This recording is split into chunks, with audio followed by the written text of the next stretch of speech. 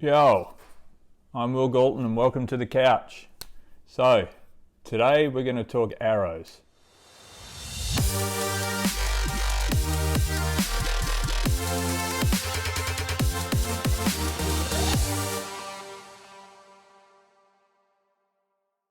You don't have to go far on the interwebs or on YouTube and have a look around, and there's everyone's got an opinion on how you should build an arrow.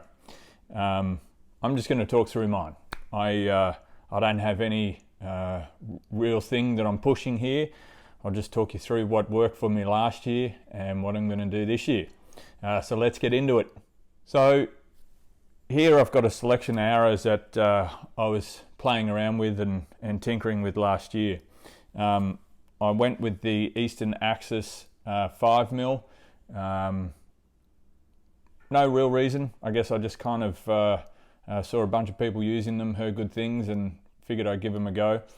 I bought them in the 340 spine initially, and they worked well with the Bear Anarchy HC I've been hunting with for sort of 4 or 5 years. Because I'm in tree stands a lot and tight wooded conditions with neighbours really close to where I am, I figured a lighter arrow would work best for me overall. I ended up hunting with this particular arrow here.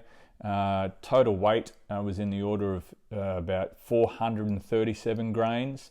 Had an FOC of about 8.4%. So pretty run-of-the-mill type thing. Shot well. Really enjoyed hunting with this out of my bear. I was able to group them pretty well. Out to sort of 40, 50 yards, so we're still holding pretty good groups. And then I took that bow in for a service one day, and silly me grabbed one of the Matthews that was in the shop there and shot it and walked out $1,000 out of pocket. And this 340 just wouldn't work. Didn't matter. Same poundage, same draw length. That cam was just so aggressive compared to my old bear that it just ate up this 340 spine, and even more so the 340 spine with the brass inserts that were shooting pretty well out of my bear, but this 340 in the Matthews just no bueno. So I went and bought a handful of 300 spines, a little bit stiffer, and straight away these were just shooting so much better out of that Matthews. The groupings out to 40 yards were still very good. My skill set is borderline on that Matthews. I'll be honest. It really humbled me when I first started shooting it out at long distances. Just so much more aggressive. It was very unforgiving compared to the bear. Thankfully, I've been able to tame it a little bit over the last 12 months. But anyway, I ended up trying a couple of different ones. Built arrows up to 515 grains. FOC on this was about 10.6. And I really like this out of the Matthews. It grouped really well. I just felt that it was a little bit slow, especially compared to the 340 down at like 430 grains. But anyway, enjoyable to shoot nonetheless. I then wanted to tinker a little bit with some vane selection as well. So I bought a sample pack from Knock On and fletched up a bunch of different arrows you can see here. Shooting the PM23s, the Max Hunter, the Pro Max, and I even went and bought a box of the PM 2.0s. Super quiet, but terrible with a broadhead, like off the target terrible. So when they say that you shouldn't use a particular vane for broadheads, listen to them. I learnt the hard way. But I tell you what, for 3D shooting or just shooting on a target, these 2.0s, man, do they fly super nice. Might be that my bows tune well for me, but I really enjoyed those, and I think if I ever went and did a tack course, I'd be fletching up a whole bunch in this 2.0. So that was last year. I really wanted to try something different, right? So while I enjoyed hunting with the Eastern Axis, I just felt, after watching a whole bunch of videos, looking at things with trajectory, looking at high FOC, wanting to shoot a heavier broadhead, I figured I'd give something else a bit of a go this year. So I ended up going to the local pro shop and I bought a handful of arrows that were already fletched, and I ended up just stripping those. I did also take a 340 and strip that to a bare shaft, and a 300. I had an old Maxima Red from maybe 5 years ago that I really liked shooting back in the day. I had one of those left over, so I took the vanes off that. And then I was able to get my hands on some of these gold tip black label Quantums. I got one in a 300 spine and a 250. Put a 75 grain insert up front and just started bare shaft testing. So I got a kit with a whole bunch of different field point weights from 100 to 200, and did a bunch of bare shaft tuning or shooting at least. And these are the results here.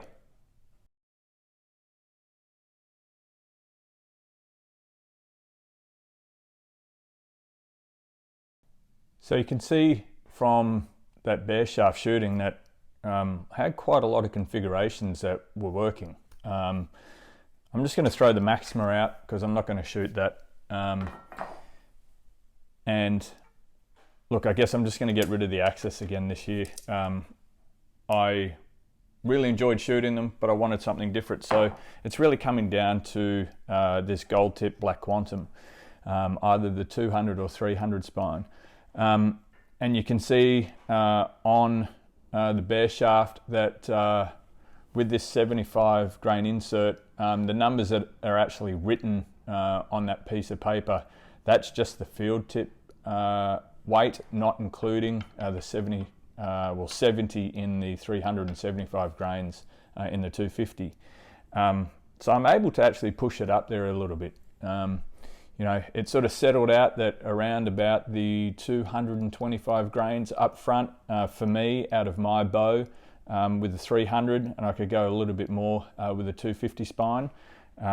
So that's going to give me a lot of options to get a high FOC and select a bunch of different inserts or outsert combinations. But let's see where I ultimately ended up. I am going with the gold tip airstrikes. So a little bit heavier GPI than the black Quantum, but a little bit thicker as well. And I wanted something that I was going to feel more comfortable with in terms of its overall integrity. So I think these come in around about 9.5 GPI, so they're going to work just fine for me. I ended up also going with the Ethics Archery adjustable outsert system. So I really like the idea of these. They have a long stem post that you can cut down to change the weight. This adjustable kit, you can go down as low as 130 grains and up to 220 grains. So the collar itself I think is 60, and this post can go from anywhere from 160 down to I guess 70. And so if you cut it all the way down, you can see each one of these is a 15 grain reduction in weight. If you take that all the way down, you can get 70 with the insert, and then another 60 with the collar. And that's where I'm ultimately going to end up. I'm going to put 130 up front, and then for a broadhead, wanting to support some guys back in Australia. I'm going with the Oz Cut this year. Really wanted to shoot the Hurricane. Again, I was shooting that towards the back end of last year. It's got a natural sort of offset blade design that spins to the right, so it worked well with that right helical.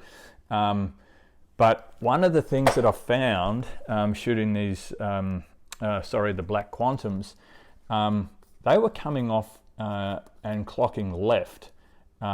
So I guess I'll find out once I build these airstrikes up, but it may well be that the natural right rotation of those Hurricanes won't work. So I did also get a set of their Elite 3-blade in 100 grain. Really looking forward to shooting these actually. It's a one-piece construction. It's got a Tanto tip on there as well. And again, shout out to the boys down in Australia on those. I'm also going to put in some lighted nocks, going with the Nocturnals. Like the idea of those. Because I'm in the woods, it's pretty thick in and around me. Gets dark in there pretty quick, and it'd be nice to be able to see my arrows in flight. One of the things I didn't mention before about these airstrikes and the Quantums is they do come with their own collar system on there. I chose not to go with those, nor the insert that comes from Gold Tip. It's aluminum. Nothing wrong with that. I just wanted a little bit more weight up front, and also I think the stainless steel adds a little bit more to the integrity. You can see one of these shafts has already, I've started working on it. It's got this blue masking tape or painter's tape down one end. One of the things with these airstrikes and this Ethics Archery kit, let me grab this one here, you'll find that the actual collar itself won't go over the end of the shaft. If I tried to put that on there, it just won't go in. The insert does, no problem. You can get that all the way in, but the collar itself just doesn't want to go over. And so when you go onto Ethics website, they talk you through the process to sand them down. So you can fit them on. You can see here, I've just sanded this a little bit, and I'll get a close-up picture and put it on the video. But once you sand it down, you can slide that on, so you get what you need. Now, I was a little bit stuck to start with, trying to figure that out. I watched some videos online, people taking all sorts of bloody tools and things like that to it. But for me, I just got some 240 grit sandpaper, just wrapped it around there and just slowly spun it in my hand until the collar went on. And I'll show you a little bit how I do that when we go into the building process in just a minute when we get out into the garage.